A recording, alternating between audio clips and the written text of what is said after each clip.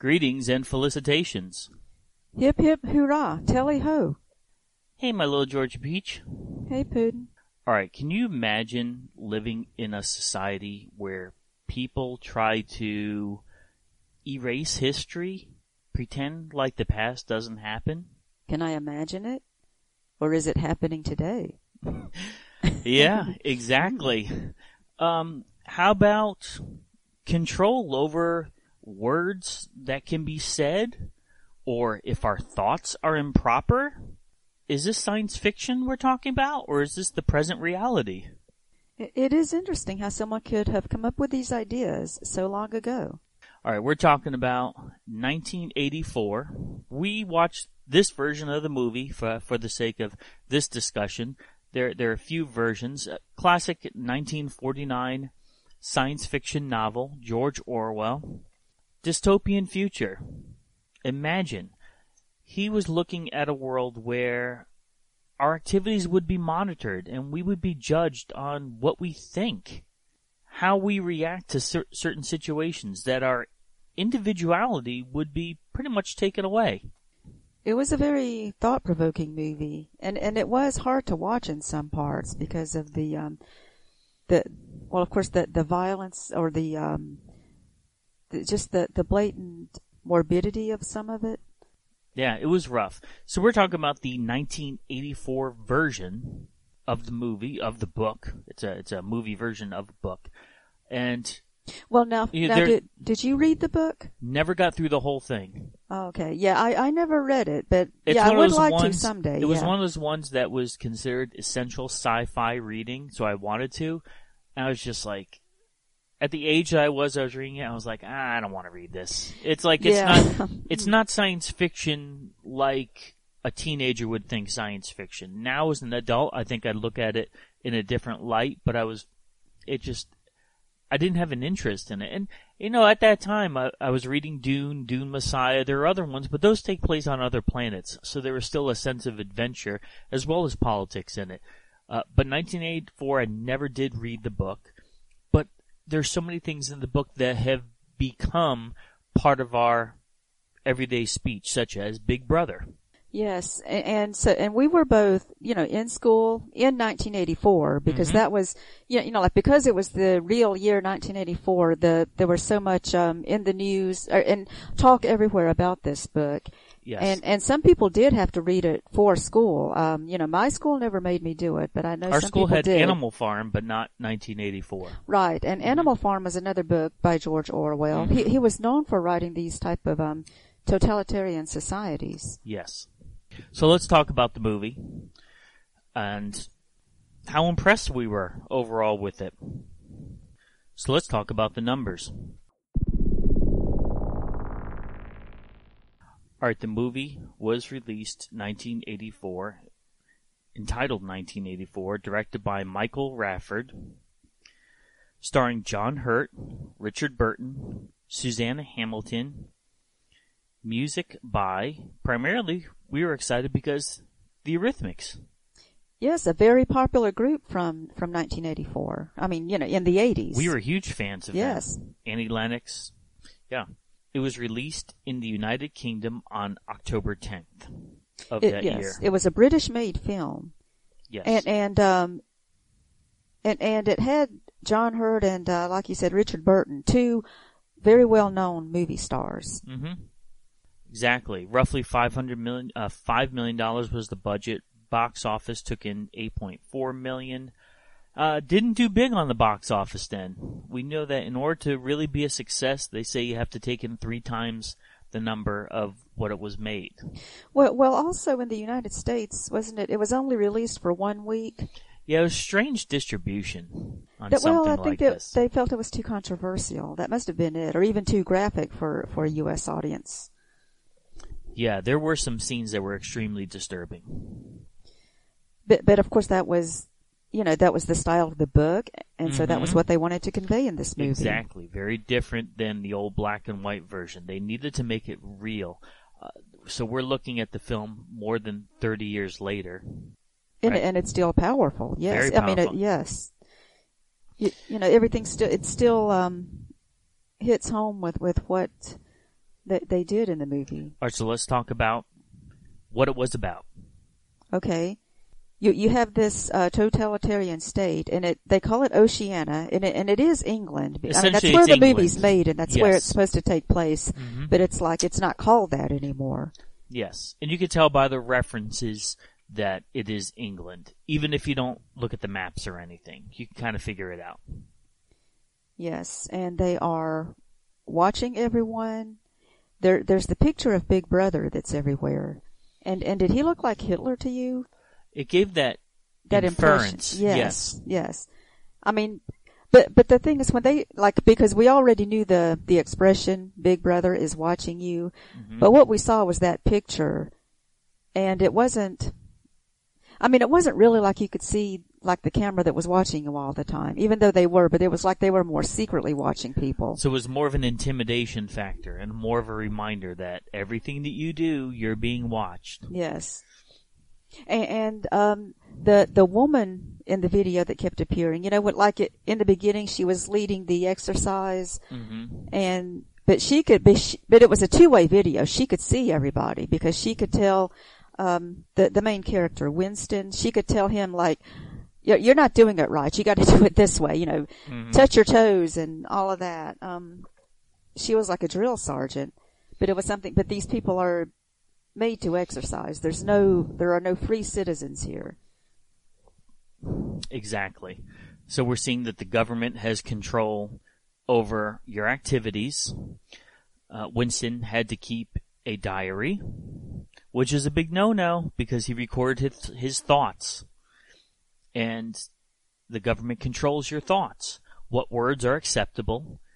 What expressions are acceptable? That was another thing so the idea was, they called it the thought police, mm-hmm. but they really didn't have the technology to read people's minds, as thought police kind of suggests, but it was that they watched his activities, so that's how they knew what he was thinking, just by what he was doing. Exactly. And having sex, another no-no. So that's why he had to do it in secret. Mm-hmm. And all about controlling yes. how many kids you have, controlling what you're doing with your life. And he was part of the group that was changing history. So they'd take documents and they'd look at it and they would tweak things because the mass media was going to control what everybody thinks. Individual thought was not allowed. So I don't even think you turned into it. These news programs were everywhere, and whatever it said, those became the facts. Exactly. So he was literally rewriting history, and these are things that you wonder if they haven't already happened. I've always heard conspiracy stories about things that we think that one thing happened, but it really happened another way. And I've heard that history books in schools have been rewritten as far as what really happened. And more we're seeing evidence of that. Because you might have a news segment, a snippet, where a mob might think, wow, this is it, this is what happened. But if you step back and you look at the whole picture and you look at the whole context, you realize, wow, this situation wasn't as bad as the media is making it out to be. So you're trying to talk about today. Right? Oh, yeah. We get news reports that maybe only show one side of the story. This movie in so many ways is pertinent to watch it today, and especially this version, I think, because this version, as opposed to the older black and white version, is especially disturbing once they seize Winston. Yes, I mean, watching it at first, and it looked to me like he was getting away with it. He was with his girlfriend, and it looked like they were happy. They could smile sometimes. Mm-hmm. I mean, but no, it didn't last. So let's talk about that. The extreme points of the movie. How did you feel when he was being interrogated for his actions? First of all, the man who found him was someone that he thought was part of a resistance movement. Mm-hmm. I mean, that's interesting too. He was betrayed by someone that he thought was on his side, but it was just someone who was planted to find all of these dissenters. So that made it even more moving, even more disturbing. That he had no one to confide into, really. Right, because and his girlfriend, she was captured too. Mm-hmm. And so, yeah, being tortured was terrible. We find out what they do. They do the physical torture, and also knowing, yeah, and because they had followed him enough, they knew what he feared the most, and it was rats. That was, that was very moving too, and it was horrible. Yeah. And then also, and of course what we noticed was, when O'Brien was his name, the big guy, the torturer, he, when he holds up his fingers, how many fingers do you see? 4? And he said, no, it's, you're supposed to say 5, because you say what I tell you to say. So now we know that where the episode Chain of Command got that on Star Trek. We both looked at each other and said, yeah, there are 4 lights. Exactly. Yeah. I didn't realize that the reference came from here. So Star Trek borrowed something from this movie. I mean, from the torture scene. What did you think about the torture scene? Wow, it was disturbing. It was very disturbing. And we're talking about seizing an individual, and what he's being tortured for are what we consider the everyday things of life. Yes, that's why it's even more horrible to us. He wasn't an evil person. He was just normal day-to-day routine, but it wasn't the norm. What was acceptable in this society that wanted everyone to do the same thing all the time. This police state. Yes, to us, he was not a bad guy. That's the thing. We're watching the movie. I mean, he's doing what he wants to do that isn't hurting anybody. He knows it's against the law, but he really isn't hurting anybody. So, and just simple little things like he's buying that little trinket, and then when they smash the trinket, he saved up his money for that. So it was emotional on so many aspects because they disrupted his life. Not only disrupted his life, but then they ruined his life. Now, this was Richard Burton's final movie. Yes, before he died. He died the year it was released. He died just before the movie was released, in fact. Yeah. And did you notice when they were arrested and when the police came to get them, like Winston and the girl knew exactly what they were going to say. They were saying it because this had been played to them before on videos to everybody. Everybody already knew all of those words. Mm-hmm. So it was like when they had seen those videos, it's like they should have known that this was inevitable, that it was going to happen. They had watched it happen enough to other people. Yeah. So it still makes it even more poignant. But then it makes you, because I was hoping they would get away with it, but they kind of, I guess it's like they almost had to know, that it had to end because it had happened before to other people. Now, the first time I heard the phrase thought police was Frank Zappa talking about the thought police. And so this is another phrase that became involved in popular culture. The fact that there's somebody monitoring what you're thinking. Yes. Because we might have, let's say, an improper thought, and we can push it away, but we can't judge someone based on their thoughts. We can only base them on their actions. Which is like the movie. Yes. And even now, you kind of, we kind of think we're being watched now. We're being told that our emails are being monitored and things like that. On Facebook, it's nonstop. And because, everyone talks about these ads pop up on Facebook. Like, well, how did they know that I just did a search for that? They're monitoring all of our computer activity. So a lot of this is happening now. Science fiction becoming science reality. Exactly. Changing history. I mean, that's a big one. Pretend like the past didn't happen. I don't want to be reminded of the past.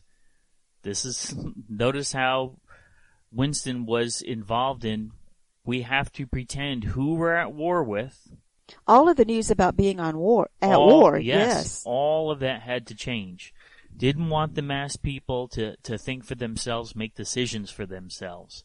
Instead, this is the propaganda that's being pushed. A war that's going on that really wasn't. And they even showed footage to make it look like it was happening.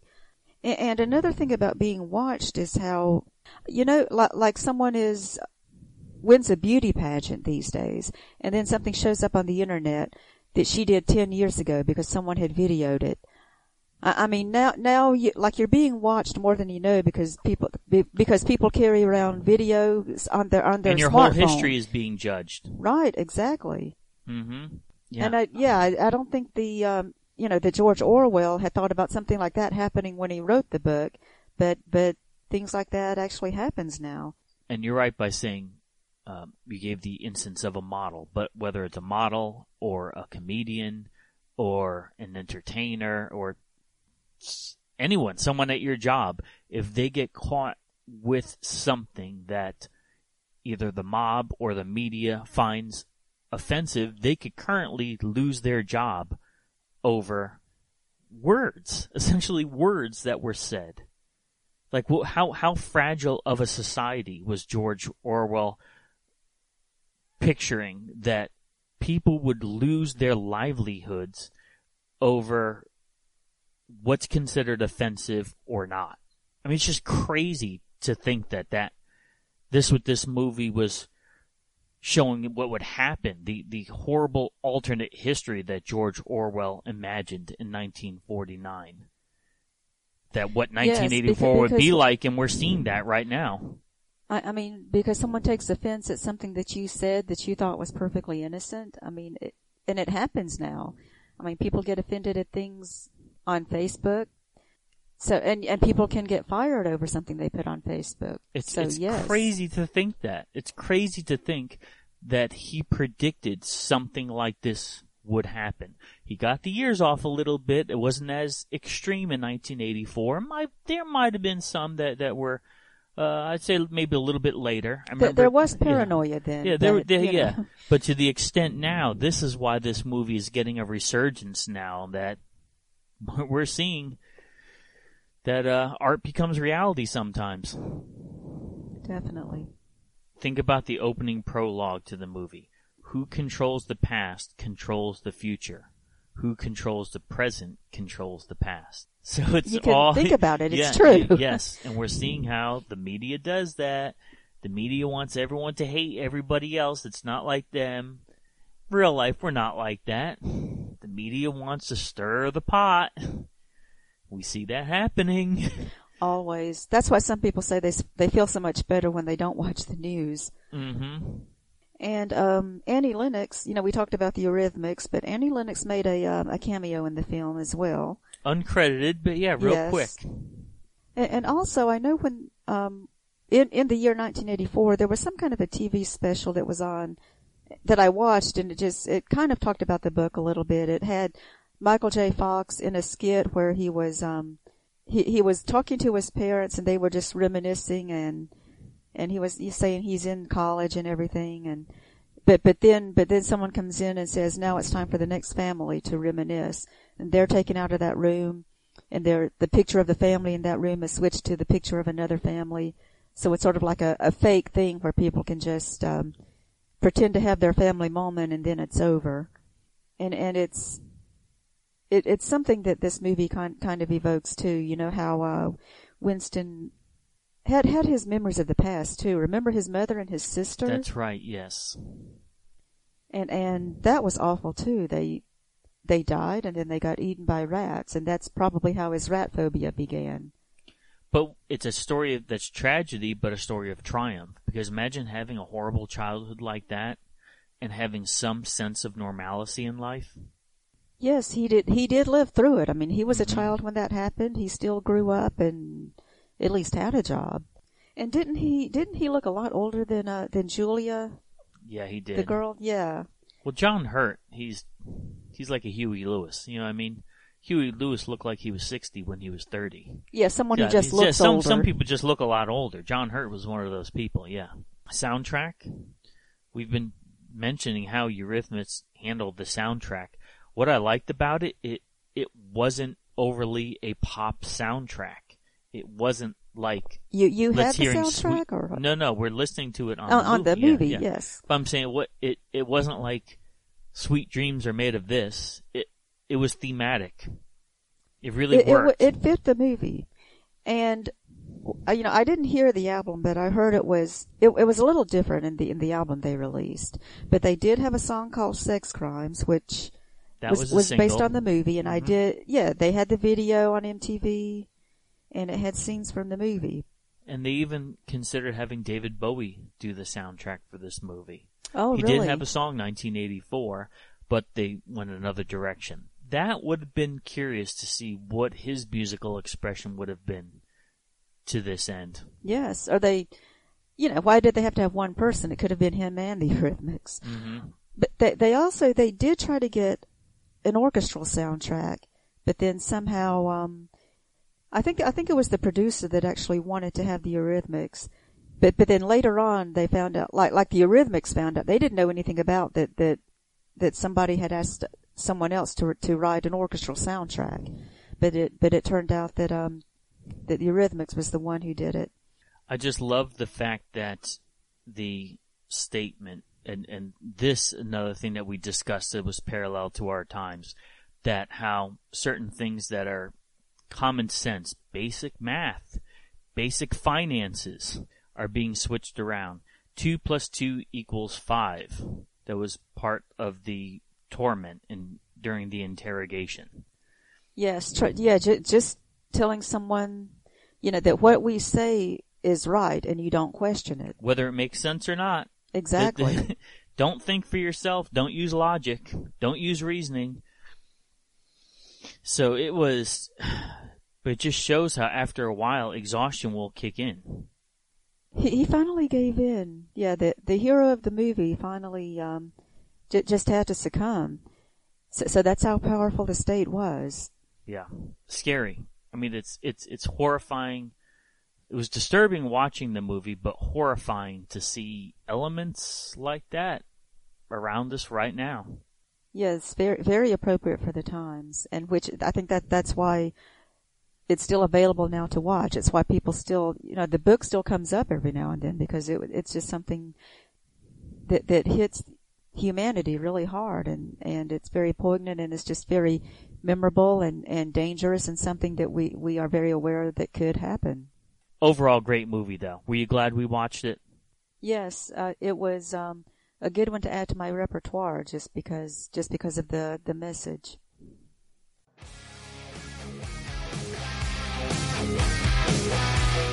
Thanks for listening. Make sure you hit that subscribe button and join our Facebook group. Live long, and may the force be with you. Nanu Nanu.